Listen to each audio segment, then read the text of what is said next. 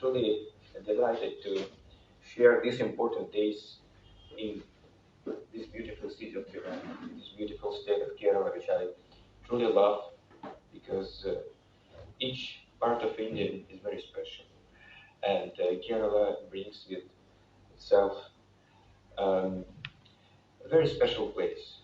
It is this truly called God's own country, and I always repeat that. I'm here for the third time already, so as I'm for the third time being hosted in India, it's a part of the small introduction, and I'm truly devoted to the promotion of the Russian-Indian strategic partnership, with, which has bright future, which has bright history. And I'm truly delighted to be welcomed in such a warm way by Mr. Nair, Honorary Consul of Russia in India, who decades long continues its activities in order to support the promotion of the Russian language, Russian culture here, to encourage young students, and that's why I feel it's especially important that we are gathered together in such an audience of beautiful young people. So, and as part of the housekeeping arrangements, let me offer to you some sort of interaction. So, first, of course, we will discuss the importance of the Russian Emperor Peter the Great in the history of Russia, how he managed to initiate the way to transform Russia into the global power. Afterwards, after we will complete the official part, I invite you to talk about what is interesting for you. What is important for you in your understanding of the Russian-Indian relations, about what are the Russian approaches to the current global agenda.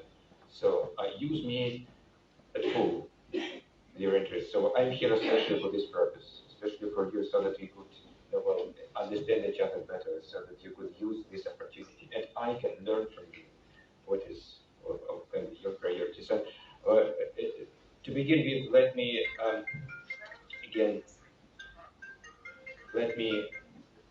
once again highly appreciate the efforts by Russian Honorary Consul Ratish Nair, and welcome distinguished guests, dignitaries, ladies and gentlemen. Thank you very much for this opportunity to be with you these important days. So as we speak about the Peter the Great, it is very controversial personality. Historians are arguing till today about his legacy. Maybe not so much about the importance of his legacy, but the ways he was trying to achieve that. But in the Russian history, his period of time, his personality, his stake in power cannot be overestimated anyway. He was the one who started structurally transforming Russia into the most powerful European empire. Peter the Great and reforms are synonyms. He was born in 1672 and he died in 1725. So it is actually his active part of his ruling was the beginning of the 18th century.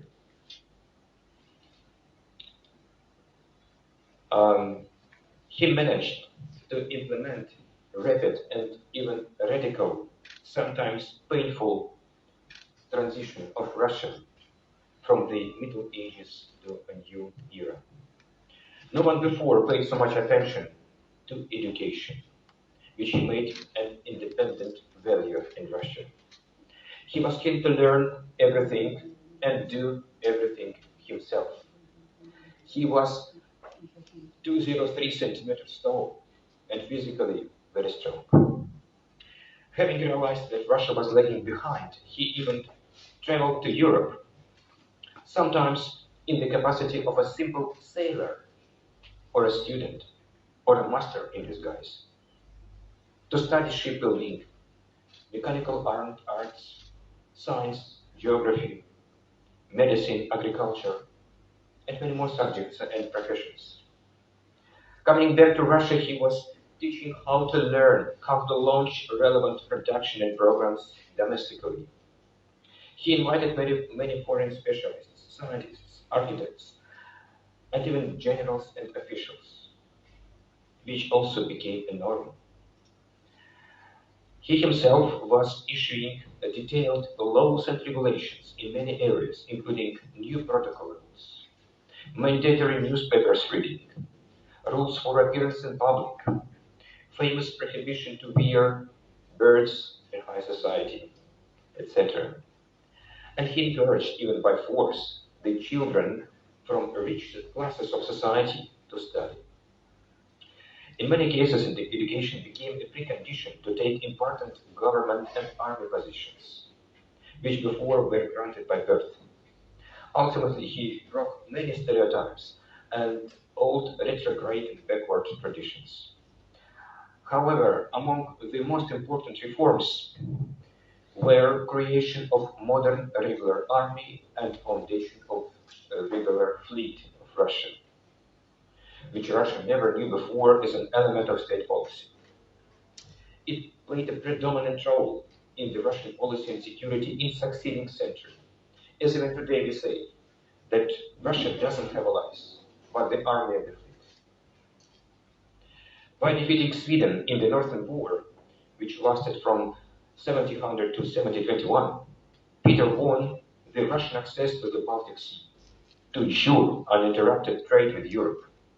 He made crucial steps to win the Russian access to the Sea of Azov, which was mentioned before in the south.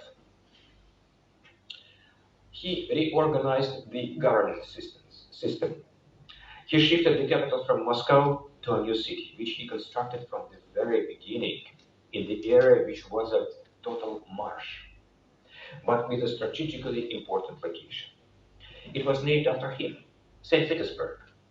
Now the city is called the second capital city of Russia and remains one of the most beautiful cities in the world and an extraordinary, attractive tourist destination with its palaces, museums, theaters, channels. Very impressive are its suburbs like Peterhof, idea which was taken by Peter the Great from the French Versailles. However, all his innovation required extra resources by increased taxation, enslavement of peasants, and changing lifestyle of ruling classes. Peter was surrounded with many controversies and cruelty, as the old system was obviously resisting, because he was ready to sacrifice everything for the sake of the empire priorities. Up to, can you imagine, up to remelting of domes taken from churches into cannons when it was required for the army purposes. Protesters, especially from Orthodox circles, inspired his son Alexei to go against Peter. Then Alexei was imprisoned and died in unknown circumstances. Peter himself interrogated him. Peter's inconceivable personality was evident everywhere, even in his death. According to one of the theories, he died in February in 1725, after he himself was rescuing ordinary people who were sinking in the cold water during the storm in the Neva River. After that, he got a fatal illness. The next to the throne came his second wife, Ekaterina I, who started, as we call it, the century of empresses. Then came Anna, Elizabeth, Ekaterina II, who were dedicated to continue the business of Peter the Great. We remember Peter the Great as a successful ruler and a true patriot of Russia, who was also a talented diplomat, military commander, shipbuilder, carpenter, lawmaker, educator, etc. He shaped the course of further Russian history, laying the foundation to transform the country into a modern great power. We can say that he strengthened a philosophy and a mindset for the all rest successful rulers and president, with patriotism and responsibility for state priorities as the utmost values. In conclusion, I'd like to highly appreciate the endeavors of the Russian House of Trivandrum once again, Dr. Nair, personally, our honorary consul here, for holding this event to commemorate Peter the Great and raise the awareness of the Russian history. Thank you very much for the kind